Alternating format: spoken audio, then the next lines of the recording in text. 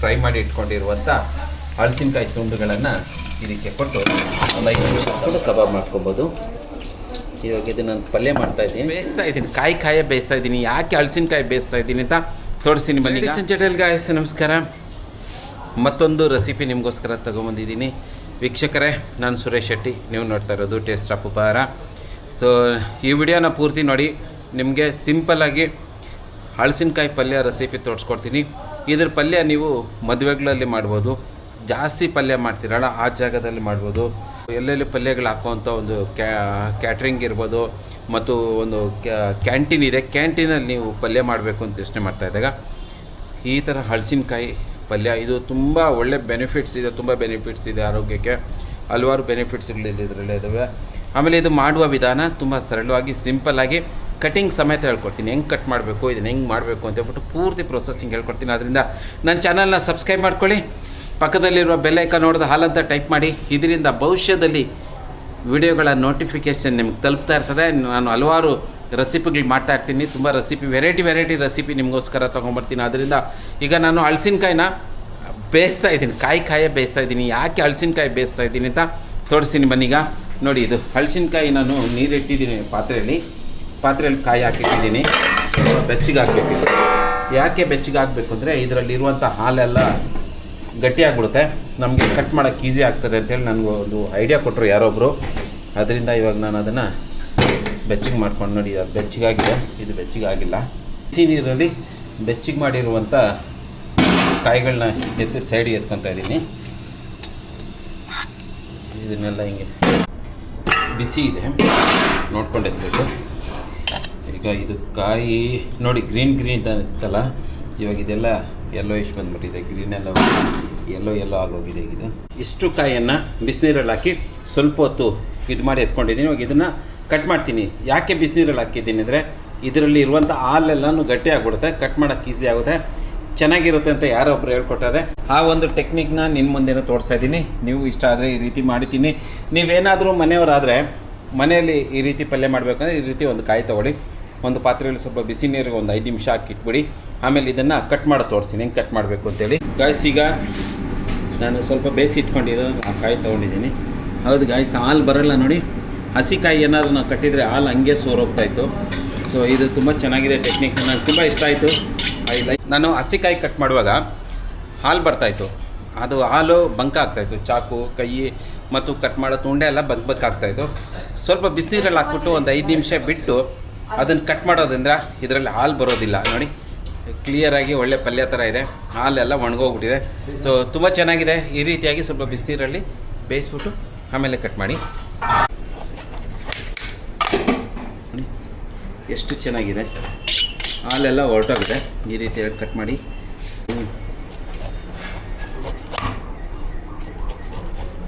ಚೆನ್ನಾಗಿ ಚೂಪಾಗಿರೋ ಚಾಕು ಎತ್ಕೊಂಡು ನೀವು ಹಿಂಗೆ ಲೈಟಾಗಿ ಹಿಂಗೆ ಕಟ್ ಮಾಡಿದ್ರೆ ಹಿಂಗೆ ಎಲ್ಲ ಕಾಯಿಗಳನ್ನು ಈ ರೀತಿಯಾಗಿ ಸಿಪ್ಪೆ ತೆಗೆದು ಇಟ್ಕೊಂಡಿದ್ದೀನಿ. ಪ್ರದೀಪ ಈ ರೀತಿಯಾಗಿ ಹೋಲ್ಡ್ ಮಾಡ್ಕೊಂಡು ಇದನ್ನು ಈ ಸೈಜ್ಗೆ ಕಟ್ ಮಾಡ್ತಾ ಇದ್ದೇನೆ.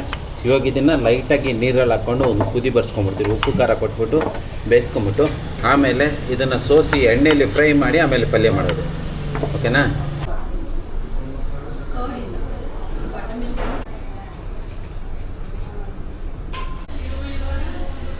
ಕಾಯ್ತಾ ಇದೆ.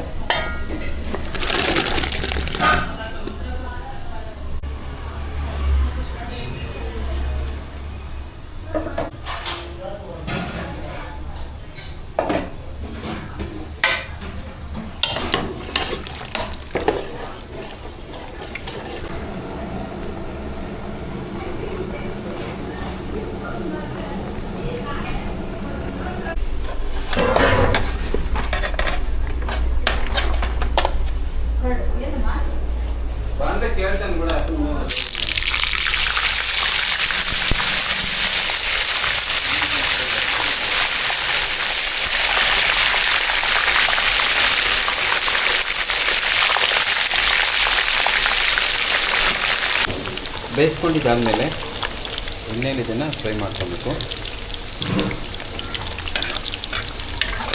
ನಾವು ನೀರಲ್ಲಿ ಬೇಯಿಸ್ಕೊಂಡಿದ್ವಲ್ಲ ಅದನ್ನು ಈಗ ನಾವು ಎಣ್ಣೆಯಲ್ಲಿ ಸ್ವಲ್ಪ ಲೈಟಾಗಿ ಫ್ರೈ ಮಾಡಿಕೊಂಡು ಇವಾಗ ಇದಕ್ಕೆ ಗ್ರೇವಿ ಥರ ಆದರೂ ಮಾಡ್ಕೊಬೋದು, ಪಲ್ಯ ಥರ ಆದರೂ ಮಾಡ್ಕೊಬೋದು, ಕಬಾಬ್ ಬೇಕಾದರೂ ಮಾಡ್ಕೊಬೋದು. ಕಬಾಬ್ಗೆ ನೀವು ಬೇಯಿಸಿದ ತಕ್ಷಣ ಆಚೆ ಎತ್ಕೊಂಡು ಅದಕ್ಕೆ ಮಸಾಲ ಪುಡಿ ಒದಿಸ್ಕೊಂಡು ಕಬಾಬ್ ಮಾಡ್ಕೊಬೋದು.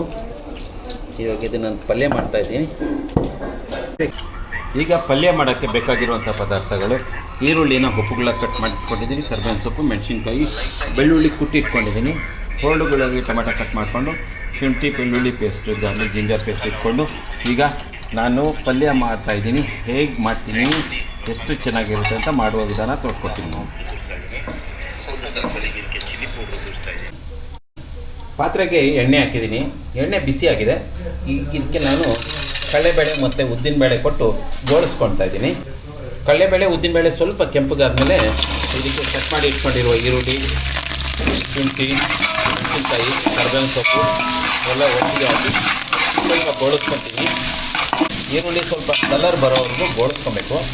ಚೆನ್ನಾಗಿ ಕಲರ್ ಬಂದಿದೆ, ಜಾಸ್ತಿ ಇದನ್ನು ರೋಸ್ಟ್ ಮಾಡಲ್ಲ.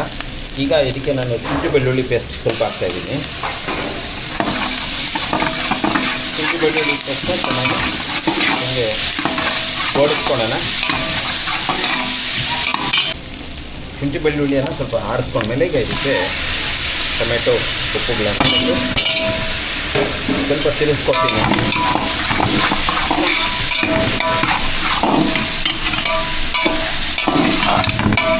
ಇವಾಗ ಮಸಾಲ ಕೊಡು. ಚಿಕನ್ ಮಸಾಲ ಒಂದು ಸರ್ವಿಸ್ ಸ್ಪೂನ್ ತುಂಬ ನೋಡಿ, ಎಷ್ಟು ದಪ್ಪ ಇದೆ. ಈಗ ಧನಿಯಾ ಪುಡಿ ಕೊಡ್ತಾ ಇದ್ದೀನಿ, ಒಂದು 3 ಸ್ಪೂನ್. ಹಸಿಮೆಣಸಿನಕಾಯಿ ಖಾರದ ಪುಡಿ ಒಂದು ತುಂಬ ಕೊಟ್ಟಿದ್ದೀನಿ. ಸ್ವಲ್ಪ ಟರ್ಮರಿಕ್ ಪೌಡರ್, ಅರಿಶಿನ ಪುಡಿ ಸ್ವಲ್ಪ ಹಾಕಿದ್ದೀನಿ, ಸ್ವಲ್ಪ ಕಲರ್ ಬರೋಣ. ಉಪ್ಪು ನಾನು ಕಾಯಿಗೆ ಹಾಕಿದಾದ್ರಿಂದ ಇವಾಗ ಟೊಮಾಟೊ ಮತ್ತು ಈರುಳ್ಳಿಗೆ ಬೇಕಾದಷ್ಟು ಉಪ್ಪು ಕೊಡ್ತಾ ಇದ್ದೀನಿ. ರುಚಿಗೆ ತಕ್ಕಷ್ಟು ಉಪ್ಪನ್ನು ಕೊಟ್ಟು ಇದನ್ನು ಚೆನ್ನಾಗಿ ಆರಿಸ್ಬೇಕು, ತಿರುಗಿಸ್ಕೊಳ್ಬೇಕು.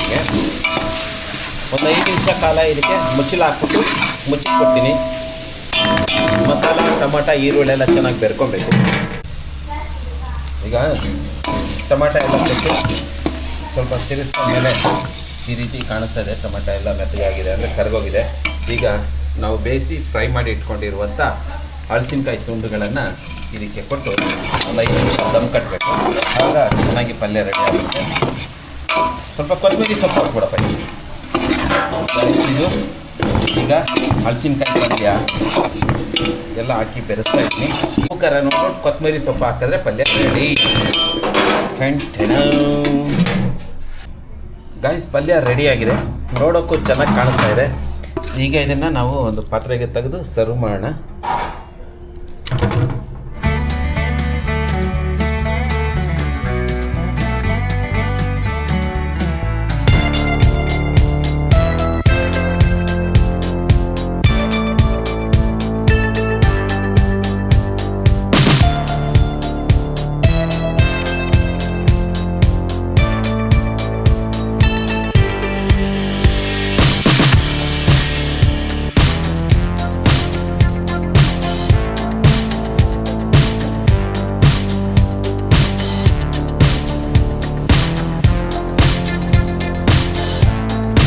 ಬಿಸಿ ಬಿಸಿ ಚಪಾತಿ ಜೊತೆಗೆ ಅಥವಾ ದೋಸೆ, ರಾಗಿ ರೊಟ್ಟಿ, ಅನ್ನ, ಮುದ್ದೆ ಯಾವುದ್ರ ಜೊತೆಲಿ ಬೇಕಾದರೂ ನೀವು ಇದನ್ನು ಸವಿಯಬಹುದು. ಭಾಳ ಹೆಲ್ದಿ ಫ್ರೂಟು, ತುಂಬ ಚೆನ್ನಾಗಿರುವಂಥ ಈ ಒಂದು ಪಲ್ಯ ಮಾಡೋಕ್ಕೂ ತುಂಬ ಸುಲಭ. ಸ್ವಲ್ಪ ನೀವು ಕಷ್ಟಪಡಬೇಕಷ್ಟೆ. ಸ್ವಲ್ಪ ಶ್ರಮ ವಹಿಸಿ ಮಾಡಿದ್ರೆ ಒಂದು ಆರೋಗ್ಯಕ್ಕೆ ರುಚಿಕರವಾದ ಪಲ್ಯ.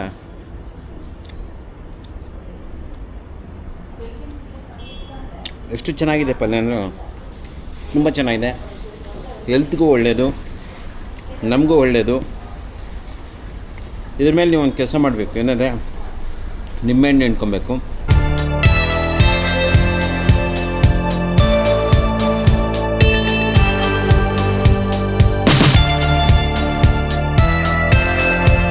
ಸೊ ಭಾಳ ಚೆನ್ನಾಗಿ ರೆಡಿಯಾಗಿರುವಂಥ ಹಲಸಿನಕಾಯಿ ಪಲ್ಯ.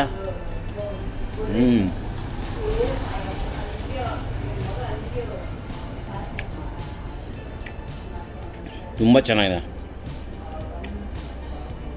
ಊಟದ ಜೊತೆಗೆ ನಿಂಬೆಹಣ್ಣು, ಸೌತೆಕಾಯಿ, ಈರುಳ್ಳಿ, ಟೊಮೆಟೊ ತಿನ್ನೋದು ಮರಿಬೇಡ್ರಿ. ಸೌತೆಕಾಯಿ ಚೆನ್ನಾಗಿ ತಿನ್ನಿ, ನಿಂಬೆಹಣ್ಣು, ಟೊಮೆಟೊ, ಮೆಣಸಿನ್ಕಾಯಿ, ಸ್ವಲ್ಪ ಹಸಿಮೆಣಸಿನ್ಕಾಯಿ ನೆಂಚ್ಕೊಂಡು ತಿನ್ನಿ, ತುಂಬ ಒಳ್ಳೆಯದು ಹೊಟ್ಟೆಗೆ.